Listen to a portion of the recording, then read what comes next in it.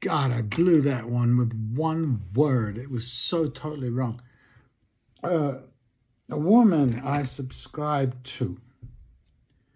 I think I do anyway. I just read her stuff, and I can like it and I can comment on it. So I'm assuming that I've subscribed to her because other people who are less interesting tend to say, no, you can't comment, you can't like unless you subscribe, unless you pay me some money. Which in some cases is very well worthwhile. In other cases, I just think you're insuring your echo chamber. You'll only pay for something that you want to hear. So anyway, she wrote a very interesting thing about patriarchy this morning, pointing out an obviousness that to the bullies go the spoils. It's not so much that they're men, but that they're bullies. It's not perhaps that we have a patriarchy so much as we have a psychoarchy. I'll leave her name out for the obvious reasons, but she is a great provoker and iconoclast, and her prose is wonderful, just so clear.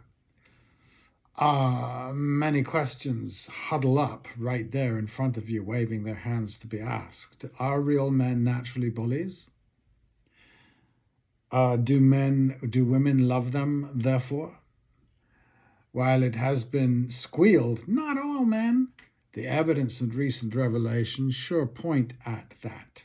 It sure is most men, and this is natural. In other words, we just have to find an accommodation, some social constraints, and to make the best of a bad deal of the creator's cards, the hand he has dealt us. And I don't mean the men necessarily have to do that. I mean all living things. Everybody has to cower. The great religions have somehow codified this male behavior and strengthened the notion that it is human nature, which is where I cross them.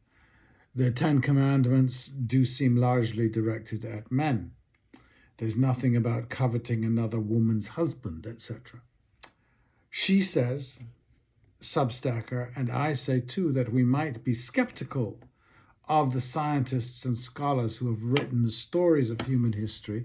We might imagine they were like the countless male poets and historians who have been the praise singers of the chiefest of psychopaths, our kings and sometimes queens.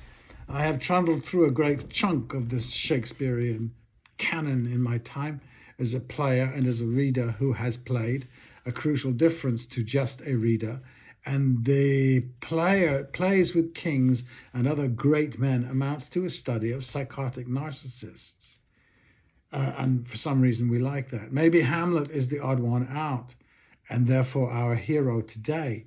But the court of Claudius most closely resembles and recreates the world we know, the world of power players we obsess ourselves with. Does the scientist insist that men compete and kill to attract a mate? Or maybe to eliminate other men to become the last man on earth? So the poor woman has no choice. But that our nature is just a manifestation of the universal imperative to propagate the species. Well, I've heard that said, not by the armpit scratchers I know, but by the professors. It's, come on, people.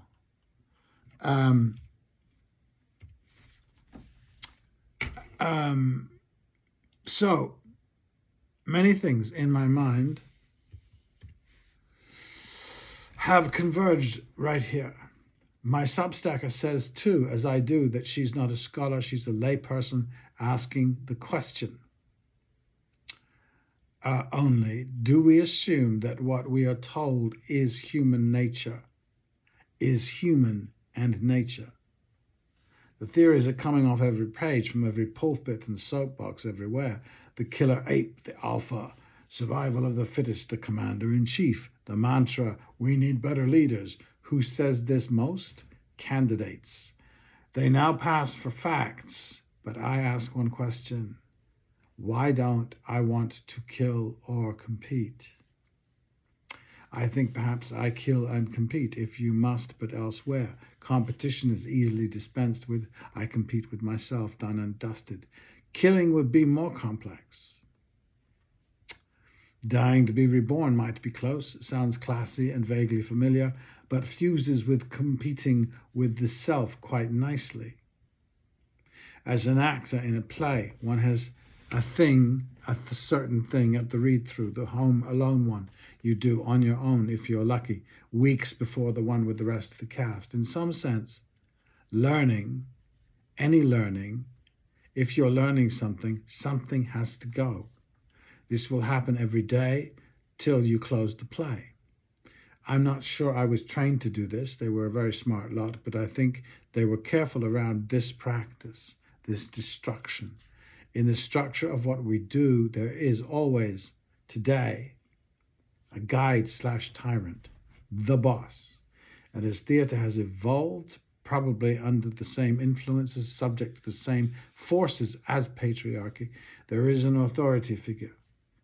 He is a director, usually. This is always a fun negotiation, and in the really good theatres, it falls hopelessly upon the floor and we just laugh at it. But the outside world, to the layman, the audience, the subscriber, we might be a greater reality. It might be a greater reality than what they see on stage. They will assume one of two things. They will ask either in the pub after the show over a drink, why did you do that? Or, who told you to do that? Depending on which question, you could probably figure out the asker's class and education. I'll make no insinuation here, but the same person asking who told you will ask, where did you read that? Our world is made out of authority. This is why my Substacker protests she's no expert. Without compromise. She's no authority, she says. She's just an ordinary person.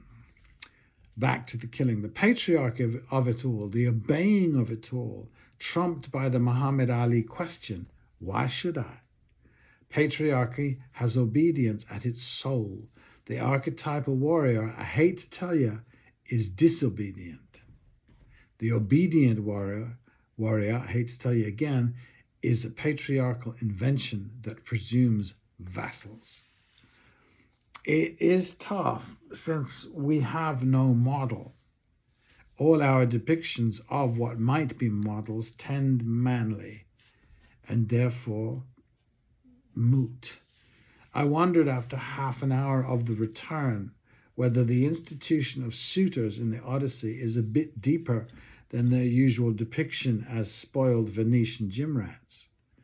Were Itaki a patriarchy, perhaps this is what happened by tradition when the king lost his way at sea, that the queen was meant to choose. It was her right to choose, her obligation. But she could also choose not to. Maybe until it was too late. And the case of Aegisthus might be pretty strong. Clytemnestra might have gotten sick of waiting and done what Penelope was supposed to do. Not wait forever for the return of her daughter-sacrificing hubby.